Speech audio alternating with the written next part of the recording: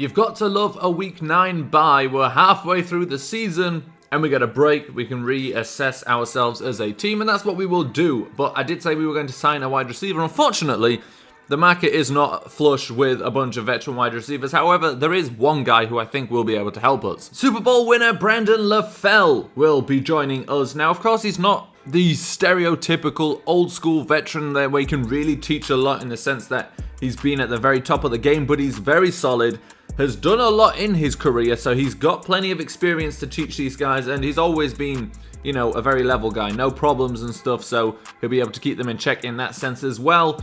And so he will be helping us. He's a scheme fit as well, which really helps. Now, all we've got to do is do some scouting, advance the week, and take a look at what things look like at the midway point of the season. So this time we looked at cornerbacks, and what I'm doing this year is, with the lower guys, I'm looking a lot more at scheme fit, which I noticed was a huge thing in the last draft. So if your guy's a superstar, it doesn't matter. Like, Alberthay was good in every kind of system. However, there were some guys we drafted later on which were good in one and pretty bad in the others. So when it comes to these fourth rounders and things, I'm looking at who will be a scheme fit, and there's some good players here. Walker Meadows, for example, looks okay, but then Ray Humphrey, no, he looks okay too, but Willis Tooman, he looks good. B zone coverage, B press, and C plus man coverage for a 6th rounder. He is only 5'10", but that's pretty good. But now we're done with everything at the end of week 8. We've got Brandon LaFell on the team, which means as we go into this bye week, of course, he'll be able to pick some stuff up. He'll be able to pick up the system by the time we get to that week 10 game.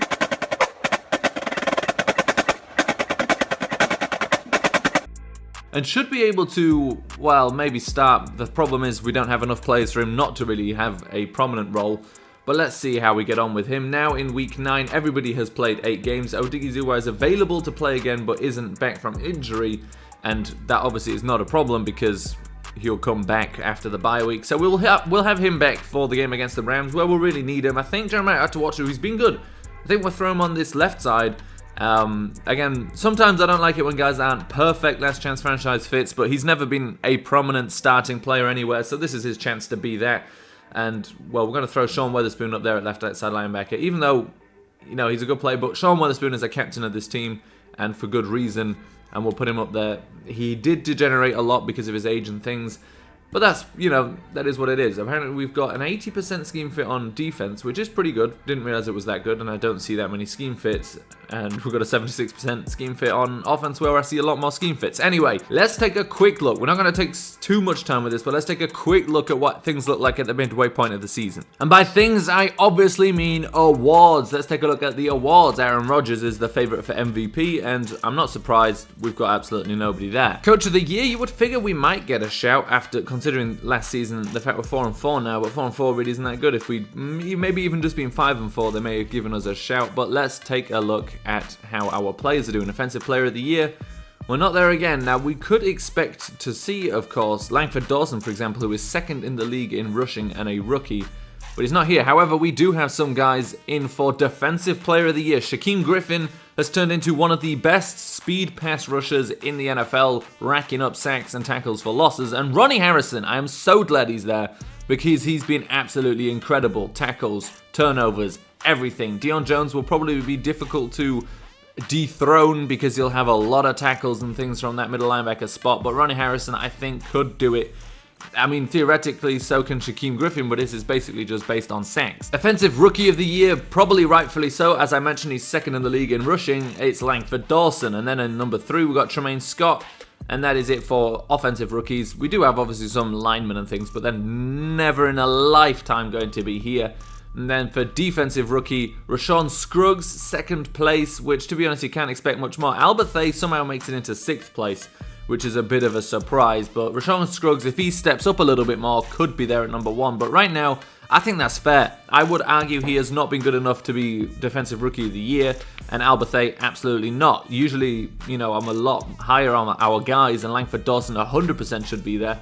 Defensively, I can't say that so far this season. He's got 8 games left. He can change a lot, but we'll have to see. Best quarterback, obviously not, even though we are a little more efficient this year. Best running back, Langford Dawson, very far away from the top. He's at number 10. So best rookie, but 2nd in yards and a decent number of touchdowns isn't good enough. Best wide receiver, didn't expect anything there. Maybe in a few years, you know, we've got young guys. They can get better. Best O-line, no surprise in that one. Best D-line, Again, nothing there. Jeremiah Atawachu coming in, though, and, well, that's it for that one. Which, to be fair, look at that. We'll definitely allow him, because he's never been this good, so that is a last chance franchise story. Best linebacker is Shaquem Griffin, which you've got to explain to me how Shaquem Griffin is a better linebacker than Deion Jones, who are both linebackers, but not a better defensive player, so I don't know. Maybe Deion Jones is doing some non-linebacker things. I don't know what they would count as non-linebacker things, but defensive player of the year things. Fact is, Shaquem Griffin's at the top. Stephon Anthony here in number 7 as well. I like that. And then we go to the best defensive backs, where Ronnie Harrison's only in number 4. And then we've got Patrick Peterson, who's always kind of there. He's very, very, very good, of course. And then we go to the best kicker.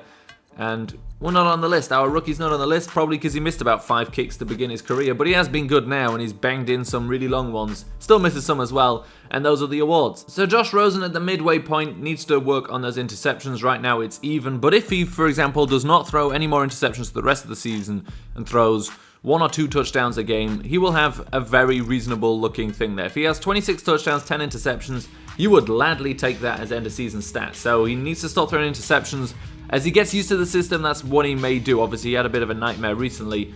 And then we take a look at the rushers. Langford Dawson looking to finish the season just shy of 1,400 yards with 12 touchdowns if he carries on at the same pace.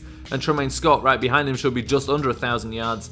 But to be honest, Tremaine Scott started a little slow as well. So did Langford Dawson. I could see us just like the Texans back when Ben Tate, was it? When Tate was there with Arian Foster, when they had Arian Foster going for, I don't know, 1,500 yards, and then Tate had 1,000 as well. We could be in a similar situation with these guys. Receiving wise, Zach Miller on pace for 1,000 yards. What a pickup he has been, and of course, fits the Last Chance franchise to a T. Then the next best is Christian Kirk, who has been frustrating us recently, but he still gets touchdowns, but he's got to stop losing the ball. And then Carlos Henderson, Antonio Callaway, and Devin Cajuste splitting the majority of the rest of the yards and catches.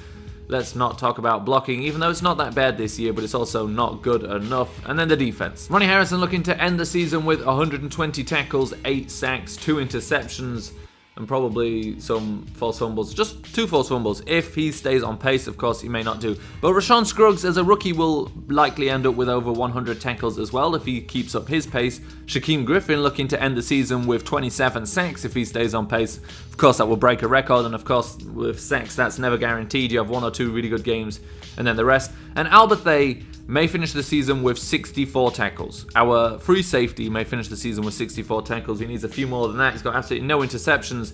I'll be surprised if he has a false fumble. In all honesty, I'm not going to do it this season because it would be unfair to Ronnie Harrison, who's been playing great at strong safety, but I may flip the 2 around because Alberthay right now is doing anything, just doing what a strong safety should, in that sense, just tackling and not getting any picks. And Ronnie Harrison is all over the field. Interceptions-wise, Stephon Anthony, and that's why he was quite high in the linebacker voting, has 2. Patrick Peterson has 2, and then we've got 1 for Harrison, 1 for Nickerson. We need more interceptions, I'll tell you that much. Forced fumbles, I think we need to cause more of as well. Rashawn Scruggs leads there with 2, and then 1 by a couple of people. That's not good enough either, and the recoveries is even worse. We've recovered 2 fumbles. That's it, just 2.